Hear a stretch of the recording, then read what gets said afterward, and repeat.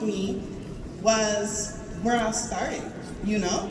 So at an early age, I started taking care of myself when I was 10 years old, and I started my first business when I was 14 years old. And I was pushed to start my first business because I'm like, I can't depend on my mom, I can't depend on my dad, I can't ask this person, I can't ask this person. And I just felt helpless. But then my realization was that if no one else is gonna do it, I have to do it, right? So sometimes we push forward once we come to the certain realization when something or someone lets us down. I had a vision from God, you know, and that's why I always tell people that God does not give you that vision for no reason. And a lot of people think that, you know, in order to get inspired or in order to become a millionaire, you have to see these things around you. The life that I live now, I didn't see it around me. I didn't see it anywhere. I grew up on 79th Street, Chicago, South Side, gun violence, all of that, right? It's not what I saw, but God gave me a vision that I'm gonna be a millionaire before I'm 21. I stuck to that. I didn't let it go. I had faith, and I did whatever it took to get to where I want to be. And what continuously pushed me was my vision, my faith, and knowing where I came from, that I didn't want to go back. Seeing people that I didn't want to be like. I said earlier, I said that, you know, growing up, you have these people you look up to. You have these people that you are inspired by. But sometimes the biggest push is seeing what you don't want to be like. The mistakes you don't want to make, the habits you don't want to get. When you see what hold people back, sometimes that's your drive to not do it. You know, so that's really what humbled me the most, where I came from, and now wanting to go back and wanting to give my future family a better life. And what has humbled me the most has been when you're unwilling to learn from other people. That will be the biggest humbler for you. And like David said at the beginning, if you aren't being humbled, you're about to be. As soon as you think you is, you ain't no more. And at 22, I lost a $4 million portfolio. Me and my wife had built it up, really trying to impact others. But what we realized is we were missing mentorship. And what humbled me the most in that experience was thinking that I could do it by myself. Believing in your greatness is one thing, and that is something you should always do. Each of you should believe in your greatness. You are the opportunity to see. But as soon as you think that you can do it by yourself is when you're going to get humbled. When you think that you have everything in your mindset and your capabilities and your skill set, and you don't open that up to your network and share that greatness with other people, that is what's going to humble you the most. That's what's humbled me the most. And I've changed that by finding great mentorship.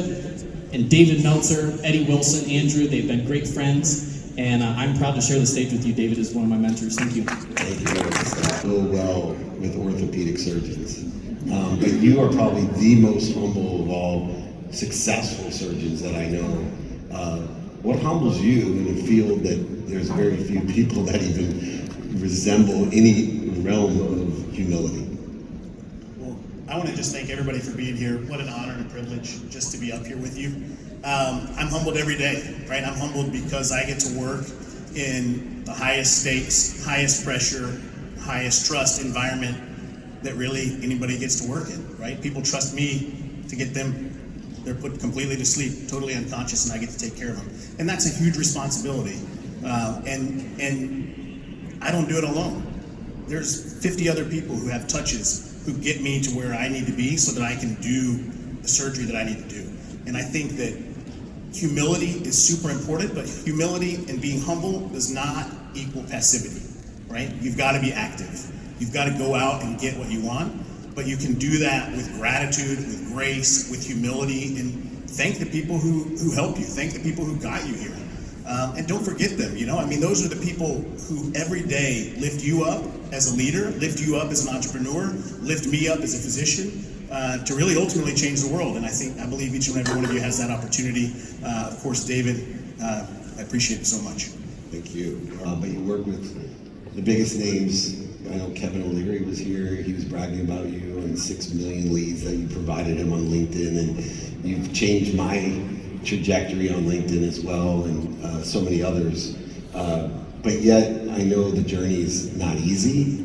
What's humbled you the most in your successful career? I went from wanting to start a business to starting a business to failing to a point that I needed to hawk my engagement ring in order to make payroll on time, because that's all I had left. And finally, I went and found some people who knew what they were doing and copied what they did, and grew probably the most successful direct response social media ads agency in the nation. And I hated my life. I had Kevin, Mr. Wonderful Larry as a client. I had Harley Davidson, I had Hilton Hotels. And yet I knew that I wasn't fulfilling my calling. It's that moment that you're in the shower, you're driving your car, and you feel the sands of the hourglass dripping by because time's going fast and you haven't done the thing yet. And there was this one night I was putting my daughters to bed. And I just kind of called out to God and said, God, could you freeze time for a second? I don't want to miss my girls growing up. And I heard this whisper back that said, Kim, I don't need to freeze time. You need to be more present. And it hit me. Like, from the outside, I was successful, but I was so broken, so overwhelmed inside. And I knew I needed to make a change. And I decided to reach out to a mentor of mine, and he said, Kim, the thing that I'm doing is not one-to-one anymore. So I started to shift, I started to market, I started to do things online, and I decided just to release it.